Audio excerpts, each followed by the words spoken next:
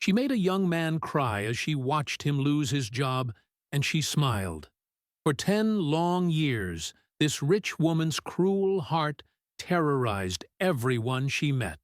Nobody dared to stand up to her. Nobody even tried, until the day a broke waitress with nothing left to lose found out her biggest secret. This is the real story of how one brave woman took down a bully. Not with money or power, but with just one word. And I promise you, by the time I finish telling you this story, you'll never look at rich, mean people the same way again. This is a story about getting back at someone who hurt you. No, it's about something way more powerful than that. Stay with me. Welcome to Voice of Granny. While you're here, please hit that subscribe button and tell me what you think about this story and where you're watching from. Let me tell you a story about power, secrets, and what happens when someone finally says, "Enough is enough." In the heart of London, there was a fancy restaurant called the Golden Rose. Not just any restaurant, mind you. This was the kind of place where one dinner could cost more than most folks make in a whole month. Beautiful crystal lights hung from the ceiling like frozen waterfalls. The forks and knives were real silver. Even the air felt like it cost money. And in this world of fancy food and quiet whispers, there was one name that made everyone stop dead in their tracks: Victoria Ashford. Victoria Ashford ruled the Golden Rose like an empress surveying her domain.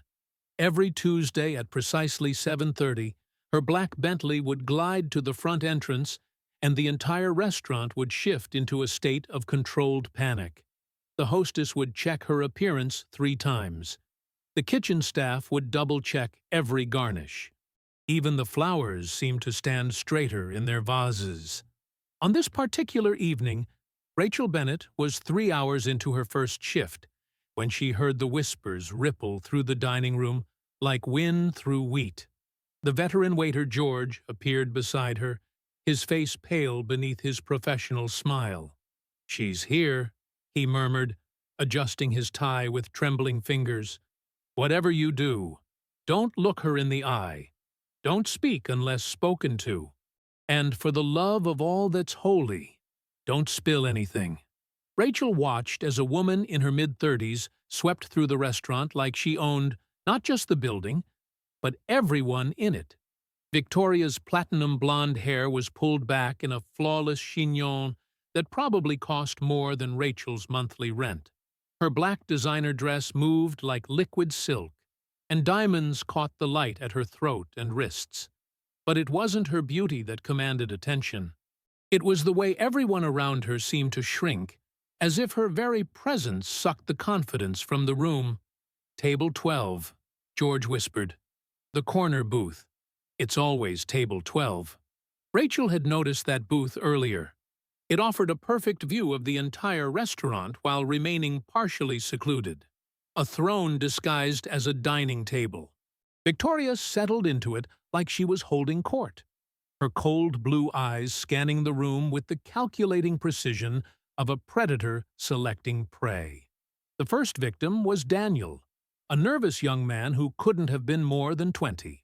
He approached Victoria's table with a water pitcher, his hands already shaking. Rachel watched from across the room as the boy attempted to fill Victoria's crystal glass. The water splashed. Just a few drops landed on the pristine white tablecloth, but they might as well have been blood. Victoria's voice cut through the ambient conversation like a blade. "Are you completely incompetent?" The dining room fell silent. Other guests pretended to study their menus while straining to hear every word. Daniel's face flushed crimson as he stammered an apology, reaching for a napkin to clean the spill. "Don't touch it," Victoria snapped. "You've done quite enough damage already." She turned to catch the manager's attention across the room. "Mr. Peaton, I believe you have a staffing problem." Mr. Peaton materialized beside the table with the speed of someone whose livelihood depended on keeping Victoria happy. He was a thin man in his 50s, with receding hair and the permanently anxious expression of someone who spent his days walking on eggshells. "Mrs. Ashford, my sincerest apologies. Daniel is new, but that's no excuse for—" "New?" Victoria's laugh was like ice cracking. How refreshingly honest. Most establishments would at least attempt to train their staff before inflicting them upon paying customers. She looked directly at Daniel, who stood frozen beside the table like a deer caught in headlights. "What's your name, boy?" Daniel Morrison, ma'am." "Well, Daniel Morrison, let me explain something to you." Victoria leaned back in her chair, studying him like a scientist examining an interesting specimen. "This restaurant has a reputation to maintain. Our clientele expects a certain standard of service. When you fail to meet that standard, you're not just disappointing me. You're disappointing everyone who has ever worked to build this establishment's good name." Daniel's eyes were beginning to glisten. Rachel found herself taking a step forward, then catching herself. George grabbed her arm. "Don't," he whispered urgently. "You'll only make it worse for him." "Furthermore," Victoria continued, her voice growing colder with each word, "clumsiness is often a sign of deeper character flaws, lack of attention to detail, insufficient respect for one's work, poor impulse control." She paused, letting each accusation sink in. "These are not qualities we can tolerate in someone who handles our guests' food and beverages." Mr. Patton shifted uncomfortably. "Perhaps we could move Daniel to the kitchen temporarily, give him some additional training." "No." Victoria's voice was final. "I don't believe in second chances for fundamental incompetence. Some people are simply not suited for service work." She looked directly at Daniel again. "You understand, don't you, dear? This is really for the best. Better to discover your limitations now than to continue embarrassing yourself and this establishment." Daniel's face crumpled. A single tear rolled down his cheek as he struggled to maintain his composure. The entire dining room watched in horrified silence as this young man's dignity was systematically destroyed over a few drops of water. "I understand, ma'am," he whispered. Victoria smiled. It was perhaps the most chilling thing Rachel had ever seen. Not cruel exactly, but satisfied. The expression of someone who had just proven a point that needed proving. "Excellent. Mr. Peaton, please handle the paperwork. And do ensure that Daniel's final paycheck reflects his abbreviated contribution to our team." As Daniel walked toward the staff area, his shoulders shaking with suppressed sobs, Victoria turned her attention back to her menu, as if nothing had happened. The other diners gradually resumed their conversations, the uncomfortable moment passing like a storm cloud. But Rachel couldn't look away. She studied Victoria's face, searching for some sign of remorse, some flicker of human empathy. There was nothing. If anything, Victoria seemed more relaxed now, as if the act of destroying someone had somehow nourished her. "That's how it always goes," George murmured beside her. "She picks someone, usually the newest or youngest, and tears them apart. We've lost 14 good people in the past 2 years, all of them because they had the misfortune of serving her table." "Why doesn't anyone stop her?" Rachel asked. George looked at her as if she'd suggested they fly to the moon. "Stop Victoria Ashford? Do you have any idea who she is? Her husband owns half the tech companies in London. She could buy this restaurant tomorrow and turn it into a parking lot just for fun. Nobody stops Victoria Ashford. People like us, we just try to survive her." Rachel watched as Victoria gestured for another server, an older woman named Margaret, who approached the table with the careful steps of someone walking through a minefield. Margaret had worked at the Golden Rose for 15 years, according to George. She knew every wine vintage, every ingredient in every dish, every preference of every regular customer. She was, by any reasonable measure, excellent at her job. "I'd like to start with the lobster bisque," Victoria said, without looking up from her menu. Margaret nodded, making a note on her pad. Excellent choice, Mrs. Ashford. Would you prefer the regular portion, or are you suggesting I need a larger portion? Victoria's head snapped up, her eyes narrowing. Margaret's pen stopped moving. No, ma'am. I was simply offering the option of our tasting size portion, which many guests prefer as a starter before. I'm quite capable of deciding how much soup I require. Thank you. Victoria's voice had taken on that dangerously quiet tone that had preceded Daniel's destruction. What I find curious is your assumption that I might want less food than normal.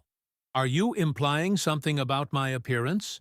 The trap had been set, and sprung so quickly that Margaret never had a chance. Her face went white as she realized there was no correct answer to Victoria's question. Anything she said would be twisted into evidence of incompetence or insult. Mrs. Ashford, I would never— Because if you were implying that I need to watch my portions, that would be rather presumptuous, wouldn't it? I wasn't aware that dietary advice was part of your job description. Margaret stood frozen, her notepad trembling in her hands. Around the dining room, other servers had slowed their movements, unconsciously drawn to witness another execution. Rachel felt something building in her chest. Not anger exactly, but something fiercer and more focused. She had spent the last year watching her own career crumble, her reputation destroyed by office politics and bureaucratic cowardice. She had been powerless then, forced to smile and nod as lesser minds made decisions that would ruin good people's lives. But this wasn't a university research department with tenure politics and grant committees. This was just one woman using money and status to torture people who couldn't fight back.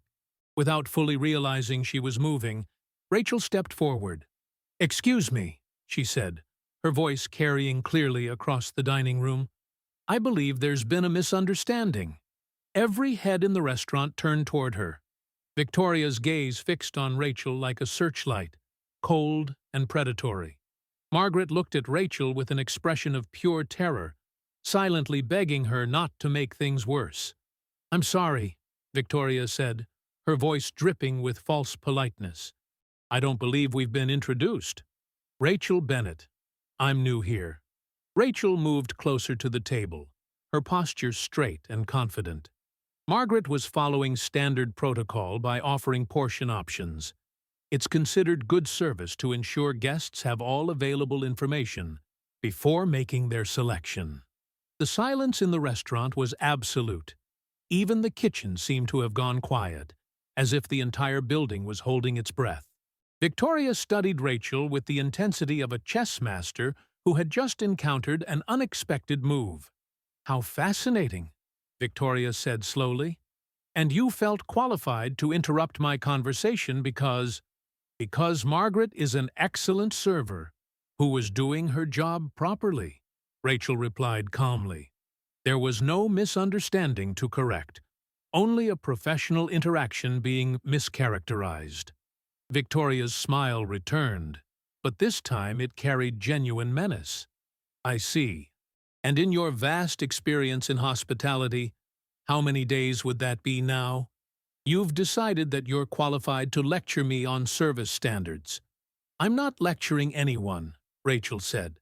"I'm simply pointing out that Margaret offered you options, which is what good servers do. If you'd prefer to order without discussion, I'm sure she'd be happy to take your order exactly as stated." The temperature in the room seemed to drop 10 degrees. Victoria stood slowly, her movement deliberate and threatening.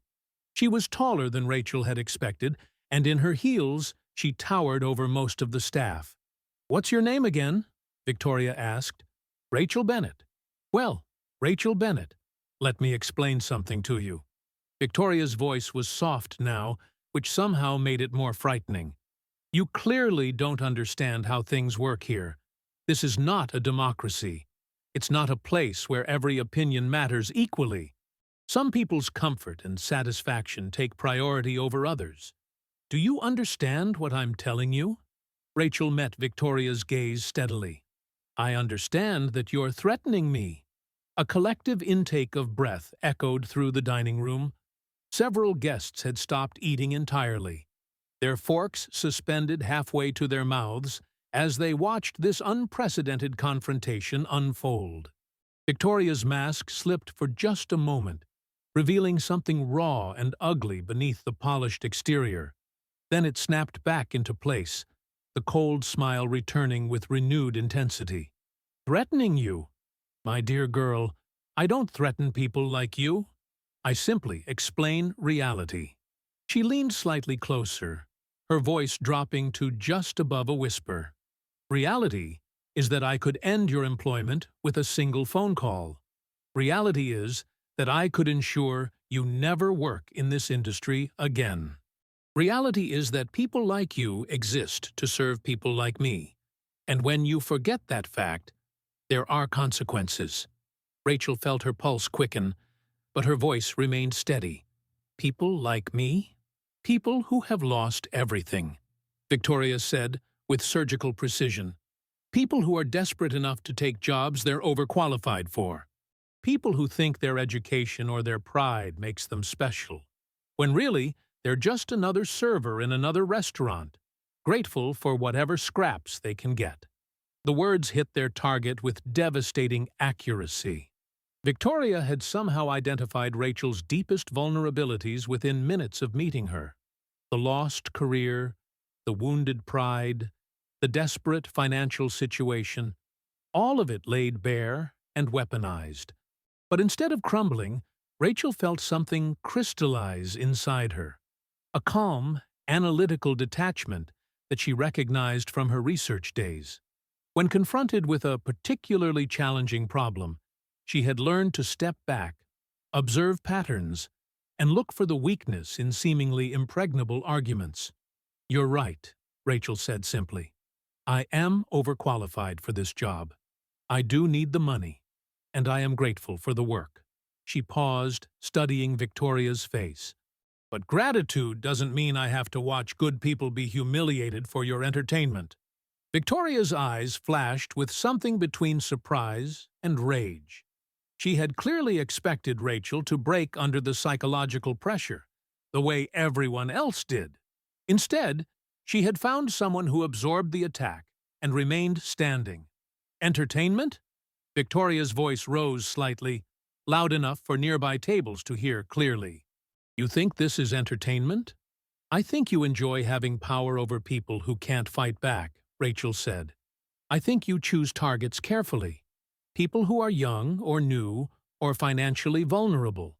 People who have too much to lose to risk standing up to you." The entire restaurant had fallen silent now. Even the soft background music seemed to have stopped. Mr. Peaton was nowhere to be seen, probably hiding in his office and praying the confrontation would resolve itself without requiring his intervention. Victoria's composure was beginning to crack. Her perfectly applied makeup couldn't hide the flush of anger spreading across her cheeks, and her hands had clenched into fists at her sides. "You have no idea what you're talking about," she said through gritted teeth. "You don't know anything about me or my life or what I've had to overcome to get where I am." There it was. Rachel's researcher instincts picked up on the defensive shift in Victoria's tone, the hint of personal history bleeding through the carefully constructed persona.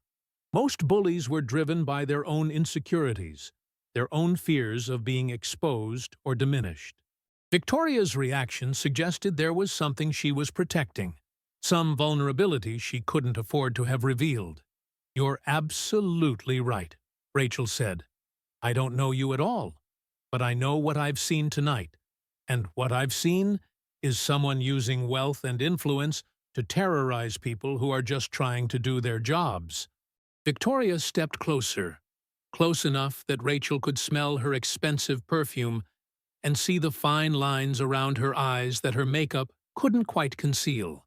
When she spoke, her voice was barely above a whisper, but every word carried the weight of absolute certainty. "You have made a very serious mistake tonight, Rachel Bennett. I don't forget names, and I don't forget faces. You think you're being noble, Standing up for the little people? You're being stupid. Tomorrow, I will make some phone calls.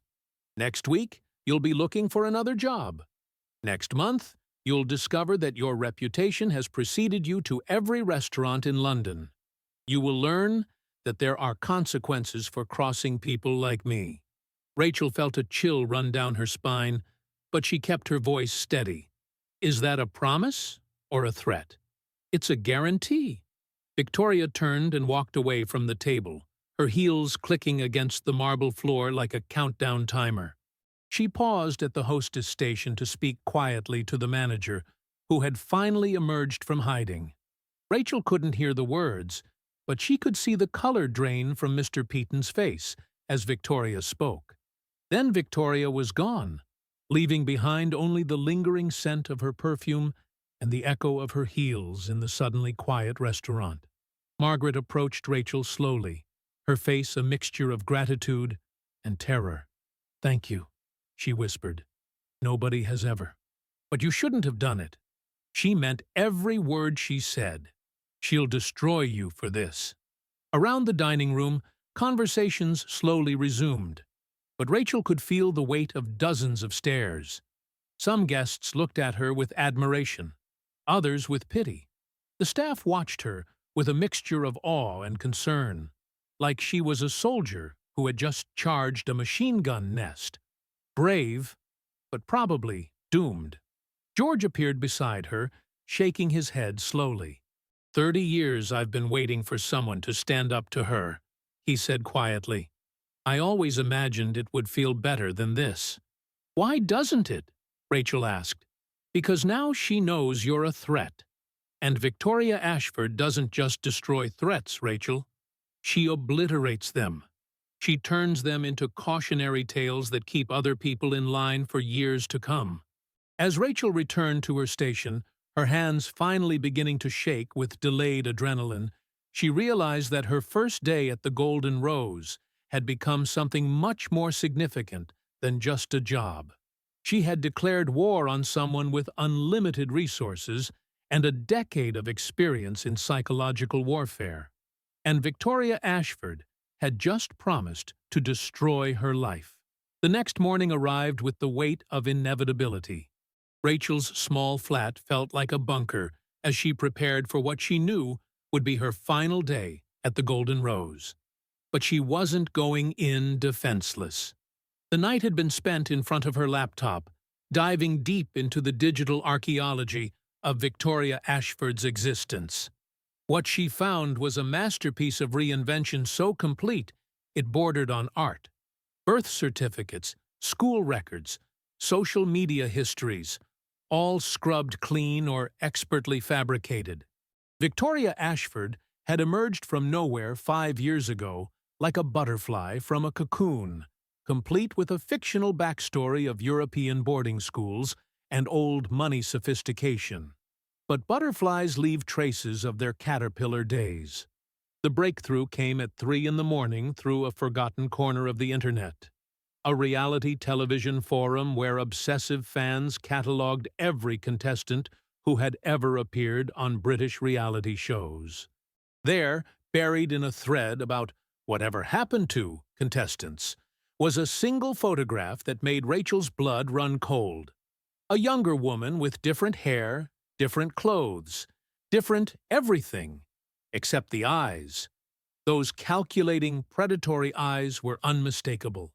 The caption read, "Vicky Brightwell, Motorway Dreams, Season 3, eliminated Week 2 for aggressive behavior toward other contestants."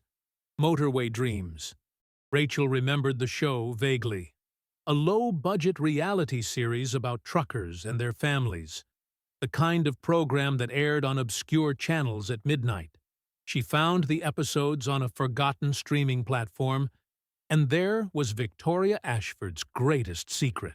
23 minutes of footage showing her as Vicky Brightwell from Manchester, speaking with a thick northern accent, working at a truck stop, and getting into screaming matches with other contestants about money and class. The woman who now terrorized London's elite with her supposed aristocratic breeding had once been caught on camera saying, I don't care where you think you're from, love. We're all just skint and desperate here. Rachel arrived at the Golden Rose that morning carrying this knowledge like a loaded weapon, uncertain how or when she would use it, only knowing that the balance of power had shifted in ways Victoria couldn't imagine. The restaurant hummed with its usual morning preparations, but there was an electric tension in the air.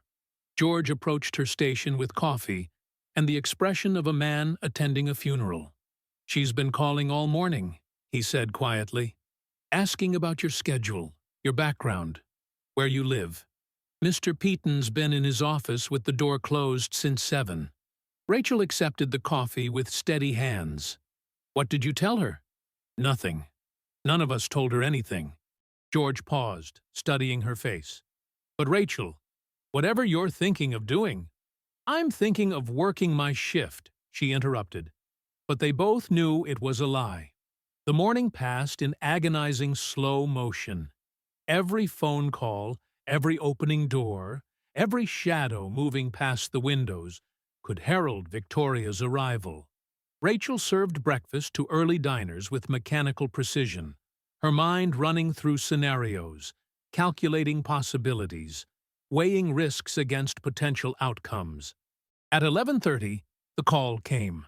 Mr. Peaton emerged from his office looking like he'd aged a decade overnight. He approached Rachel's station with the careful steps of a man walking through a minefield. "Mrs. Ashford would like to see you," he said, his voice barely above a whisper. "Privately. She's reserved the small dining room upstairs." The small dining room? Rachel had glimpsed it during her orientation. An intimate space used for business meetings and romantic dinners, isolated from the main restaurant, soundproofed for privacy, the perfect location for a conversation that no one else should overhear. The other staff members watched Rachel walk toward the stairs with the same expression she imagined crowds wore at public executions, horrified fascination mixed with grateful relief that someone else was facing the guillotine. Victoria waited in a chair positioned to command the room, her back to the windows so that anyone entering would be silhouetted against the light. She had chosen her position like a chess master, controlling every element of the encounter before it began. "Sit," Victoria commanded without preamble. Rachel remained standing.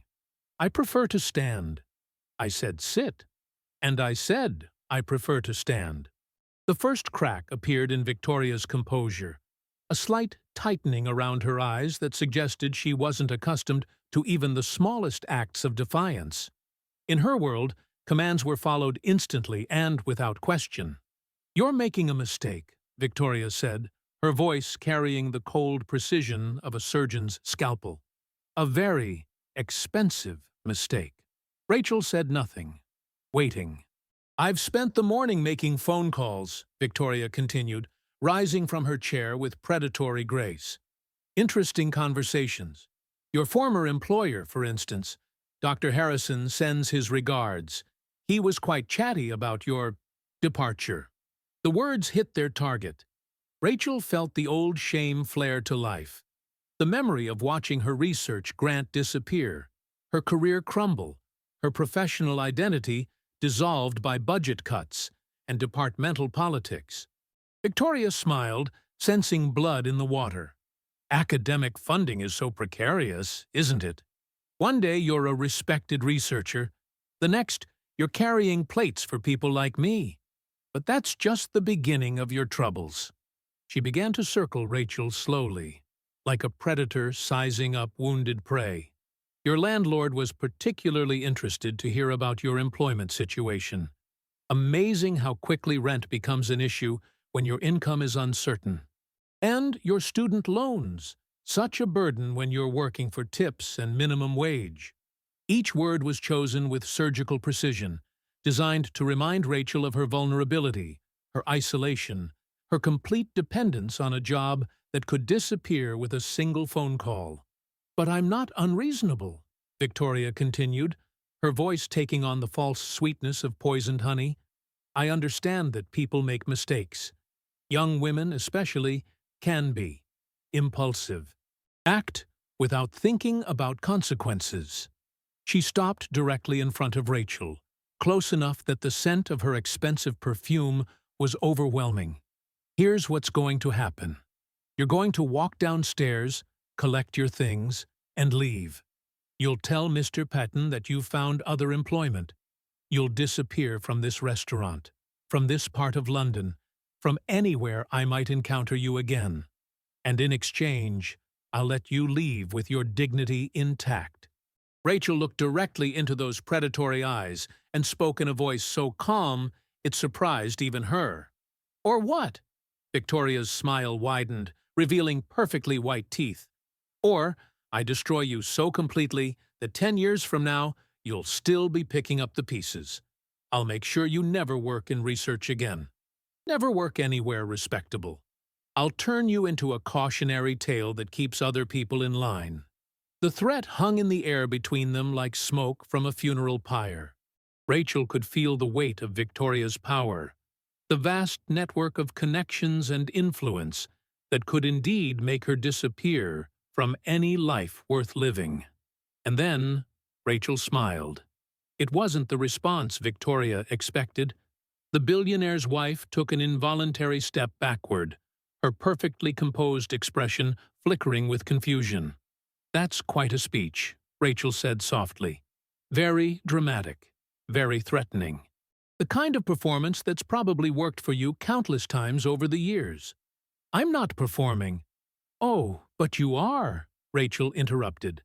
And for the first time in the conversation, Victoria fell silent. "You're performing the role of Victoria Ashford, aristocrat and socialite. It's quite convincing, actually. The accent is nearly perfect.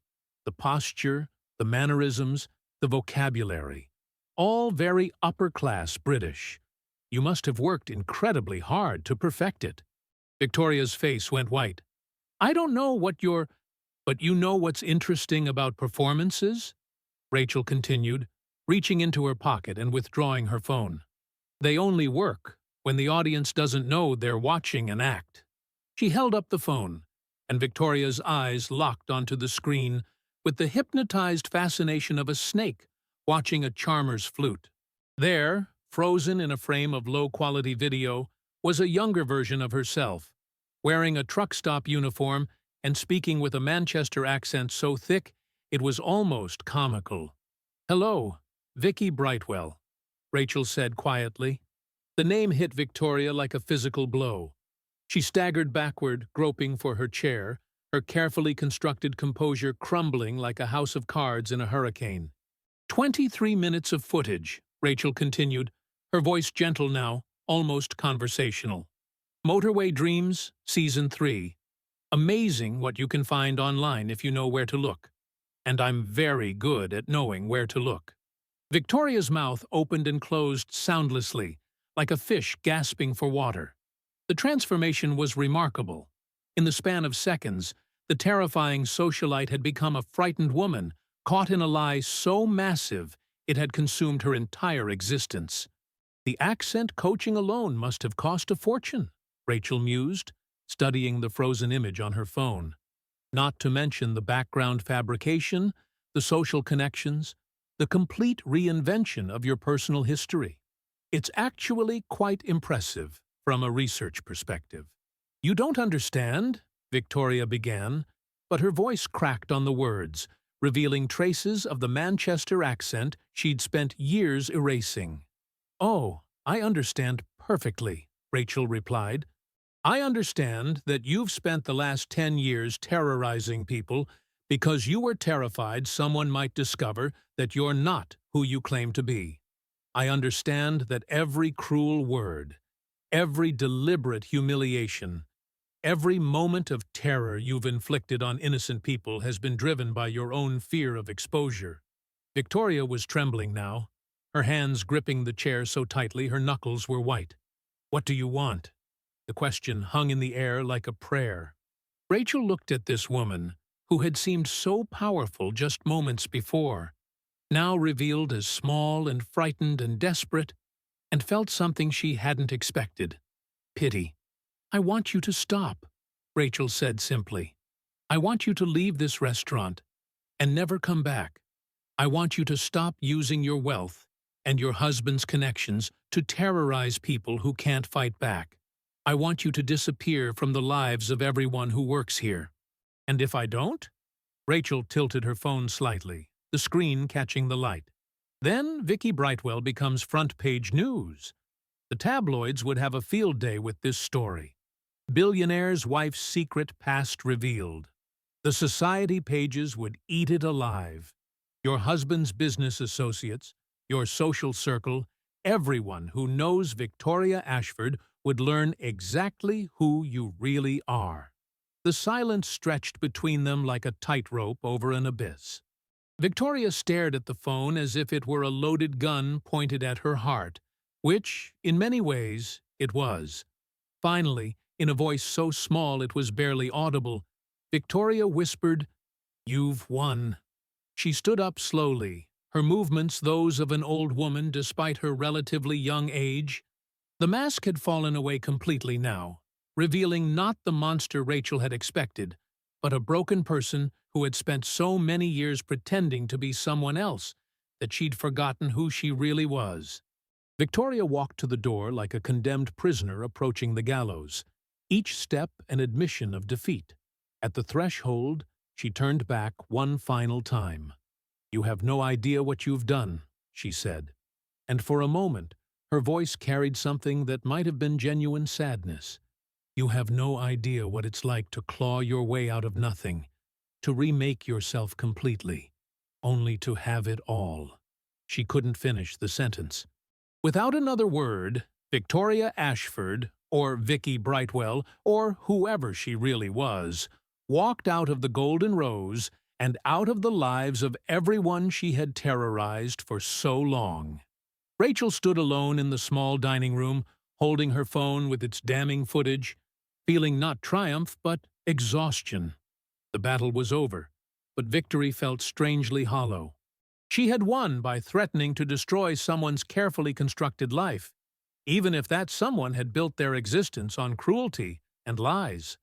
Downstairs, the restaurant waited in suspended animation, the staff frozen between hope and terror, uncertain whether their tormentor was gone forever or simply regrouping for a more devastating attack. Rachel walked to the window and looked out at London stretching endlessly in all directions, a city full of people fighting their own battles against powerful forces that seemed impossibly large and cruel. In her pocket, her phone felt heavy with the weight of secrets and the responsibility of truth. She had learned something important in that room. Sometimes the most powerful weapons aren't money or connections or social status. Sometimes there's simply the courage to speak a single word that someone desperately doesn't want to hear. The door opened behind her, and George's voice cut through the silence. "Rachel, is everything all right up here?" She turned to face him, and for the first time in weeks, she smiled with genuine warmth. "Everything's fine, George. I think everything's going to be just fine." Tea. But as she prepared to return to the world below, Rachel couldn't shake the feeling that this was only the beginning of something much larger than a single victory over a single bully. She had tasted power, not the kind that comes from wealth or status, but the kind that comes from truth and courage, and the willingness to stand up when everyone else stays seated. And she was starting to suspect that she might have found her true calling after all. The next morning arrived with the peculiar quality of light that follows a storm. Everything seemed sharper, cleaner, as if the world had been washed and polished overnight. Rachel descended the stairs to the Golden Rose's main floor, her footsteps echoing differently in the vast dining room. The crystal chandeliers caught the morning sun streaming through the tall windows, casting rainbow patterns across the white tablecloths that awaited the day's service. George was already there, of course, methodically arranging silverware with the precision of a man who had performed the same ritual for 23 years. He looked up as she approached, and something passed between them, an understanding that went beyond words. The restaurant felt different. The oppressive weight that had hung over everything for a decade had lifted. leaving behind an almost surreal sense of freedom. "She won't be coming back," Rachel said quietly, not as a question but as a simple statement of fact. George paused in his work, a fork suspended in his weathered hand. "How do you know?" "Because bullies only have power when people are afraid of them. And nobody's afraid anymore." The old waiter set down the fork and studied her face. There was something different about Rachel today, a calm confidence that hadn't been there before. She had walked into this place 6 weeks ago as a broken woman fleeing failure, but the person standing before him now carried herself with quiet authority. "What did you say to her?" George asked. Rachel smiled, but it was a tired smile, weighted with the cost of victory. "I told her the truth. Sometimes that's all it takes." As the morning progressed, the other staff members arrived one by one. Daniel appeared at 9:30, his usual nervous energy replaced by something lighter. When he saw Rachel arranging place settings at table 12, Victoria's former domain, he actually laughed.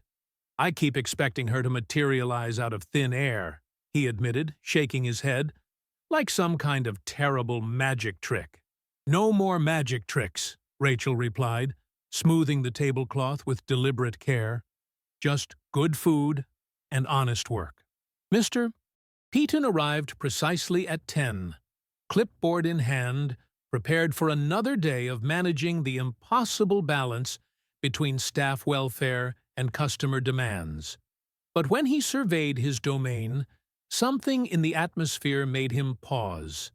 The tension that had become as much a part of the Golden Rose as the crystal glasses was simply gone. "Where is Mrs. Ashford?" he asked, though his tone suggested he might already know the answer. "She won't be dining with us anymore," Rachel said simply. The manager's relief was visible, though he tried to hide it behind professional composure. "I see. Well then, I suppose we should prepare for a normal lunch service." Normal. The word hung in the air like a promise none of them had dared to hope for. The first customers of the day were a young couple celebrating their anniversary.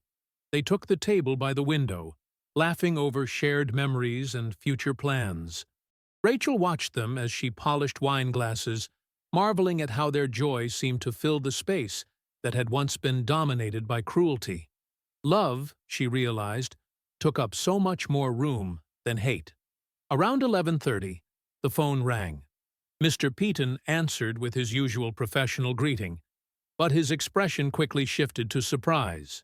"It's for you, Rachel," he said, holding out the receiver with obvious curiosity. "A Mr. Lawrence Ashford." The dining room fell silent. Every member of the staff turned to look at her, their faces reflecting various degrees of concern and anticipation. Rachel took the phone with steady hands. "Hello, Mr. Ashford." His voice was quiet, almost hesitant. "Miss Bennet, I wanted to call personally to apologize for my wife's behavior, for what she put you through, what she put all of you through." "Thank you," Rachel said simply. There was no need for elaborate forgiveness or recrimination. The acknowledgement itself was enough. "I also wanted you to know," Lawrence continued, his voice gaining strength, "that I've filed for divorce. After yesterday. After seeing what she's capable of when truly threatened.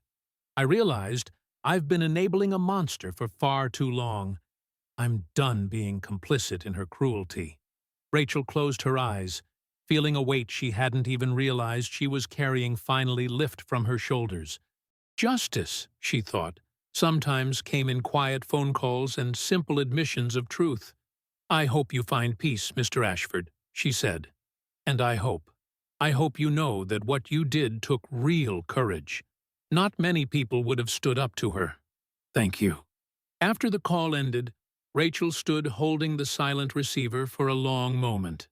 Around her, the Golden Rose hummed with the gentle activity of preparation. The soft clink of dishes, the whisper of cloth napkins being folded, the quiet murmur of staff going about their work without fear. "Everything all right?" George asked, approaching with concern in his weathered eyes. "Everything's perfect," Rachel replied, and meant it. The lunch service that day was unlike any the Golden Rose had experienced in years. Without the specter of Victoria's potential arrival casting its shadow over every interaction, the staff moved with natural grace and genuine warmth. Customers seemed to sense the change. Conversations were livelier, laughter came more easily, and compliments flowed freely. Rachel found herself truly enjoying the work for the first time since she'd started.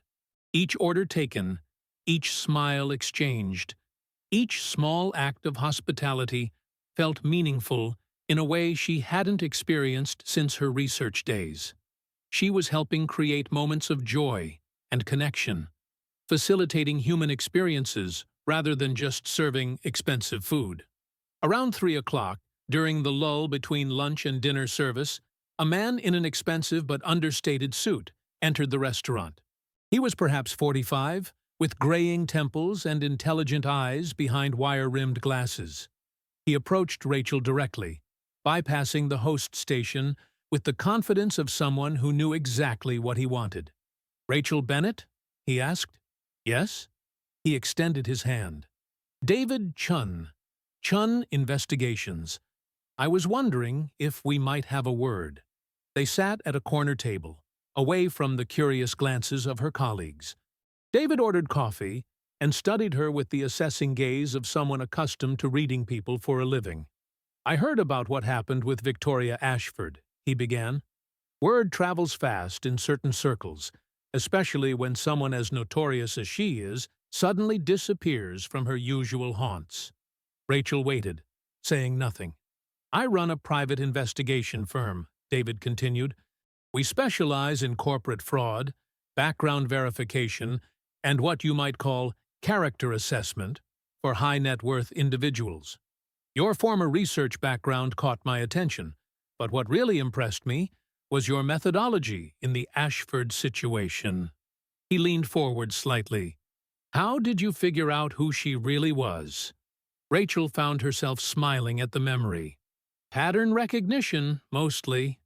Inconsistencies in her stories, anachronisms in her supposed memories of aristocratic life, linguistic patterns that didn't match her claimed background. Once I started looking, the evidence was everywhere. And the television footage? Sometimes the most damaging evidence is hiding in plain sight. Reality TV shows are public record after all." David nodded approvingly. "My clients often need exactly this kind of analytical skill. People lie about their backgrounds, their qualifications, their intentions, but lies leave traces, and those traces tell stories." He slid a business card across the table. "I'd like to offer you a position.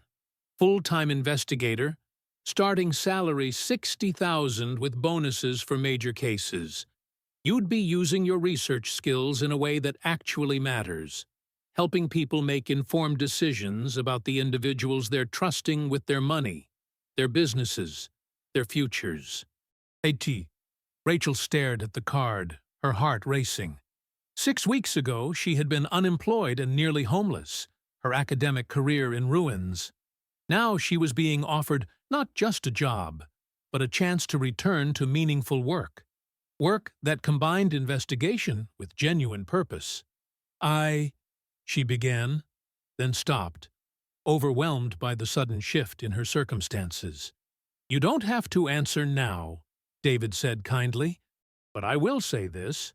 What you did with Victoria Ashford wasn't just about exposing one person's lies. You gave power back to people who had been powerless.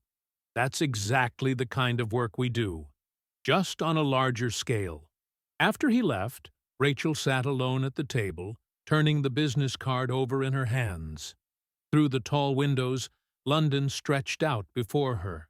No longer the intimidating maze of closed doors and rejections it had seemed when she first arrived. Now it looked like what it had always been, a city full of possibilities. George appeared beside her, refilling her coffee cup with the practiced grace of decades of service. "Good news?" he asked, nodding toward the card. "I think so," Rachel replied. It's a job offer. Investigation work. The old waiter smiled. Seems fitting. You've got the instincts for it. What about you? What about all of this? She gestured around the dining room. I feel like I'm abandoning ship just when things are getting better. George chuckled, the sound rich with wisdom and acceptance. Child, you didn't come here to save us. You came here because you needed a place to land while you figured out what came next. Well, now you know. He patted her shoulder gently. We'll be fine.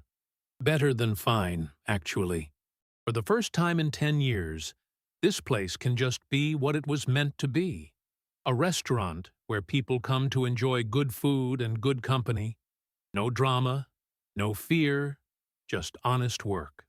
As the afternoon wore on, Rachel found herself observing everything with new eyes. The way sunlight moved across the dining room floor, the gentle rhythm of preparation and service, the easy camaraderie between staff members who no longer had to walk on eggshells. This place had been her refuge, but it was never meant to be her destination. That evening, after the last customer had left and the tables had been cleared and reset for the next day, the staff gathered for an impromptu celebration. Mr. Peaton, in an unprecedented display of generosity, opened a bottle of champagne that had been gathering dust in the wine cellar. To new beginnings, he toasted, raising his glass. To Rachel, Daniel added, grinning, for showing us that monsters aren't actually invincible. To truth, Rachel replied quietly, and to the courage to speak it when it matters. They drank and talked and laughed with the freedom of people who had been holding their breath for years and could finally exhale. Stories emerged, incidents with Victoria that had been endured in silence, small humiliations that had seemed insurmountable until today. In the telling, these experiences transformed from sources of shame into badges of survival. As the celebration wound down and her colleagues began to leave, Rachel found herself alone with George one last time. The old waiter was hanging up his apron with the deliberate care of someone who took pride in even the smallest rituals of his work. "I'll miss working with you," she said. "You're not gone yet," he reminded her. "And besides, some connections don't end just because circumstances change. You'll always be part of this place's story now." Rachel nodded, understanding.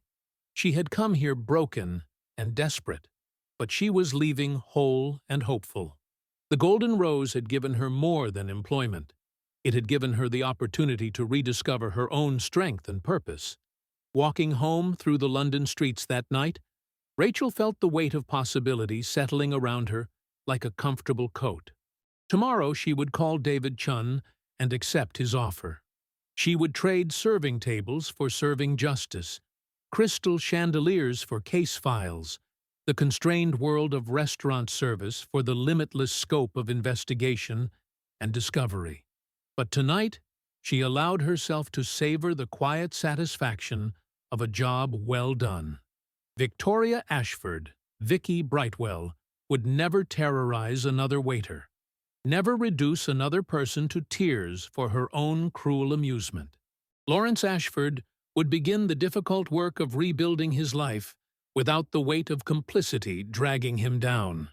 The Golden Rose would become what it should have always been, a place of warmth and hospitality rather than fear and humiliation. And Rachel Bennett, former research assistant, former waitress, future investigator, had learned something invaluable about the nature of power. True strength didn't come from wealth or status or the ability to intimidate others. It came from the willingness to seek truth, speak it clearly, and stand behind it regardless of the consequences. As she reached her small flat and climbed the narrow stairs to her door, Rachel smiled. Tomorrow would bring new challenges, new mysteries to solve, new wrongs to right. But tonight, she would rest easy knowing that sometimes, just sometimes, the good guys really did win. The single word that had brought down a monster hadn't been dramatic or profound. It had simply been a name, spoken with certainty, backed by evidence, and delivered by someone who refused to be afraid. In the end, that had been enough. 3 weeks later, Rachel stood in the lobby of Chun Investigations, adjusting her blazer for the third time. The building was modern and clean, a world away from the suffocating opulence of the Golden Rose. Through the glass windows, London bustled with its usual energy, but everything felt different now. The city hadn't changed, but she had. David Chun emerged from his office, extending a firm handshake. His eyes held the same sharp intelligence she'd noticed that day at the restaurant when he'd witnessed her final confrontation with Victoria. "Welcome to the team, Rachel. Your first case file is waiting." The transition felt surreal. Just months ago, she'd been serving overpriced soup to people who barely acknowledged her existence. Now she sat at her own desk, surrounded by case files and evidence boards. The investigative skills she'd thought were buried forever had resurged with a vengeance, sharpened by months of necessity and determination. Her phone buzzed with a text from George. "The place isn't the same without you." In the best possible way. She smiled, imagining the veteran waiter finally able to work without looking over his shoulder. The staff group chat had been alive with stories of their newfound freedom. Daniel had been promoted to head waiter. Even Mr. Peaton seemed to walk taller, no longer cowering at every shadow. The Golden Rose had become what it was always meant to be, a place of hospitality rather than hostility. Her computer chimed with an email from Lawrence Ashford. The divorce proceedings had been swift and decisive. Victoria had retreated to a countryside estate, her London social circle having mysteriously evaporated once word of her true origins spread through their insular world. The billionaire's message was brief but genuine. "Thank you for giving me the courage to reclaim my life. Your actions saved more than just restaurant staff." Rachel leaned back in her chair, studying the case file before her. A missing person investigation. A teenage runaway whose wealthy stepfather claimed to be concerned, but whose bank records suggested otherwise. The familiar tingle of puzzle pieces waiting to be assembled filled her chest. Her reflection caught in the computer monitor, and for a moment she saw both versions of herself superimposed.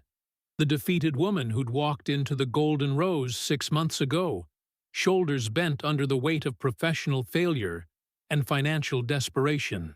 And the woman she was now, focused, purposeful, unafraid. The phone on her desk rang. Chun Investigations. Rachel Bennett speaking. "Ms. Bennett, I need help. My husband says he loves me, but I found some things.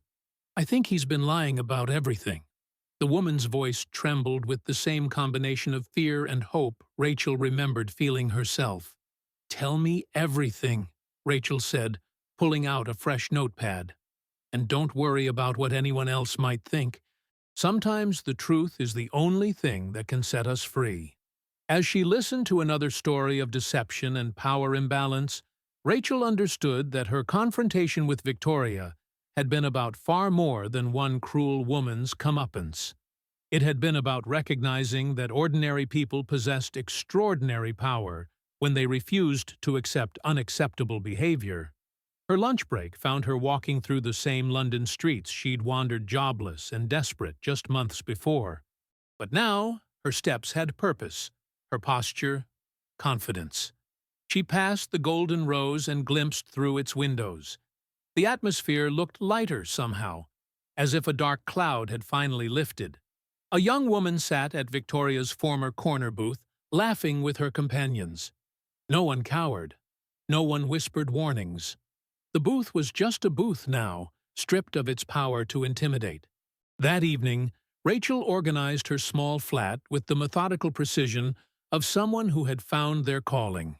Case files were arranged on her dining table, her laptop hummed with research, and her wall displayed a growing collection of solved cases. Each investigation felt like a small victory against the forces that preyed on the vulnerable. Her mother called from Leeds, voice bright with pride. "I saw the article about you in the local paper, love. Former academic turns private eye. Take, your father would have been so proud. The article had been David Chun's idea, a way to attract clients who needed someone unafraid of powerful adversaries. The reporter had been fascinated by the story of the waitress who brought down a billionaire's wife, though Rachel had insisted on keeping certain details private. Victoria's humiliation had been complete enough. As autumn settled over London, Rachel found herself thinking less about revenge and more about justice. The distinction had become clearer with each case she solved. Each person she helped reclaim their power from those who had stolen it. Victoria Ashford, or Vicky Brightwell, had become a cautionary tale whispered in certain circles. Not because she'd been exposed, but because someone had finally said no. The ripple effects continued spreading. Other service workers reported standing up to abusive customers. Other employees refused to enable toxic behavior. The culture of intimidation Victoria had represented was cracking, one small act of courage at a time. Rachel's bank account had stabilized, her professional reputation was growing, and her self-respect had fully returned. But the most profound change was internal. She no longer flinched when powerful people raised their voices. She no longer apologized for existing in spaces where others felt she didn't belong. The Golden Rose incident had taught her that monsters derived their power not from their own strength, but from everyone else's willingness to look away. Once that collective blindness ended, the monsters discovered they were just people after all, flawed, frightened, and far less formidable than they appeared. Her last case of the week involved tracking down financial irregularities in a charity run by a prominent socialite. The evidence painted a clear picture of embezzlement, but the woman's lawyers had intimidated previous investigators into dropping their inquiries. Rachel smiled as she compiled her final report. Some lessons, once learned, changed everything. Her phone buzzed with a message from the Golden Rose staff group chat. George had shared a photo from the restaurant's latest review in a prestigious food magazine. 5 stars, exceptional service in a welcoming atmosphere where every guest is treated with genuine respect. The caption read simply, "This one's for Rachel." She closed her laptop and looked out at the London skyline, lights twinkling like earthbound stars. Tomorrow would bring new cases, new challenges, new opportunities to tip the scales toward justice. But tonight, she felt something she hadn't experienced in years: complete satisfaction with the person she'd chosen to become. The word that had brought down Victoria Ashford hadn't been powerful because it was dramatic. It had been powerful because it was true, spoken by someone who refused to be silenced in a moment when silence would have been easier. In a world that often seemed designed to crush individual conscience beneath collective compliance, Rachel Bennett had rediscovered something precious: the knowledge that one person, standing in the right place at the right time with the right words, could change everything. The transformation was complete. The wounded academic had evolved into something stronger, not harder, but clearer, not bitter, but determined, not vengeful, but just. And in that small London flat, surrounded by case files and evidence of battles won, Rachel Bennett finally understood that sometimes the most powerful thing anyone can do is simply refuse to look away. The story had ended exactly as it needed to, with truth triumphant, bullies defeated, and ordinary people remembering their extraordinary capacity to choose courage over comfort.